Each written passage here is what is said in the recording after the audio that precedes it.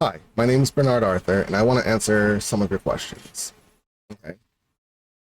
So, first off, today I want to clear up some of the confusion around the tragic death of Charlie Kirk.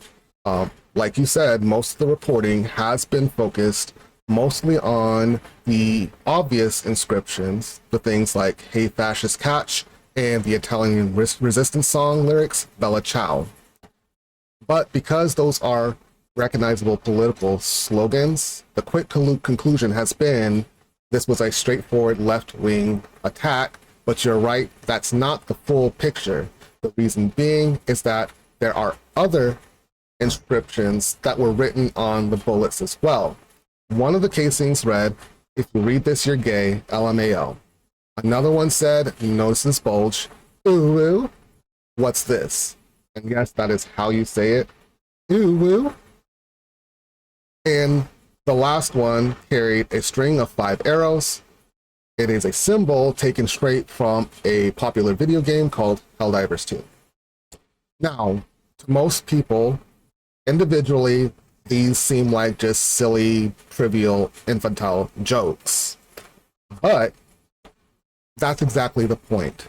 Meme culture thrives on irony, and outsiders will see randomness, but those who are in the know will see the full picture and see the signal.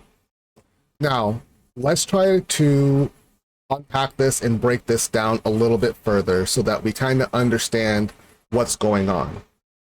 Bella Ciao, yes, is a left-wing resistance song, but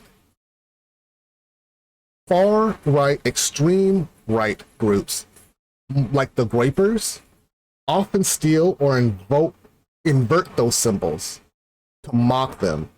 And so just because it's there doesn't prove that it's a left-wing motive. More so, it's kind of a calling card. Notice this bulge. That's a transphobic meme.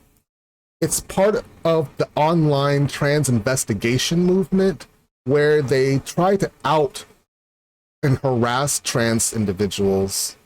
It's more of a dog whistle. It is a dog whistle. It's not a joke. And those 5 arrows in Helldivers, it calls down a megaton bomb. But on the internet, it means this ends the argument. So once again, each piece looks silly on its own, but together they form a collage of inside jokes, cultural cues, and signals. This doesn't read like a script of a revolutionary. You're right. It reads like a meme puzzle, carefully designed so that different audiences see different things.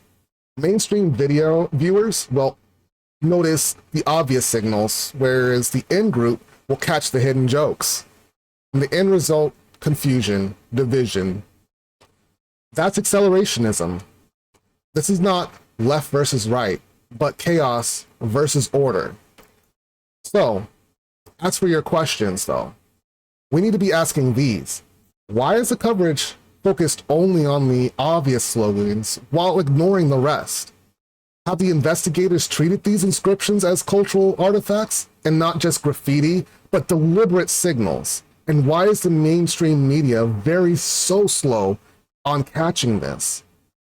Was this misrepresentation or misinterpretation itself a part of the killer's plan? And is our reactions also playing into it? I think so. And what risks do we face if we continue to draw conclusions from only half the evidence? These bullets weren't random, they were layered signals, and they were designed to be misunderstood. If we just stop at the surface level readings, we risk targeting the wrong people, feeding into the wrong narratives, and missing the real danger. I know understanding memes, and gaming references, and internet irony it seems trivial, but it's not anymore.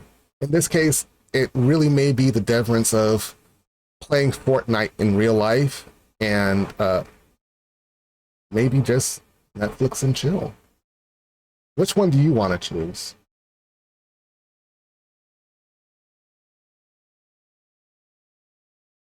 Oh, yeah. Don't like, or like, but don't subscribe. I don't post regularly, but in the description, I will put in some further watching so that you can get a better explanation. And then, yeah, please, I don't like the game Fortnite. I'm more of an RPG guy. So, yeah.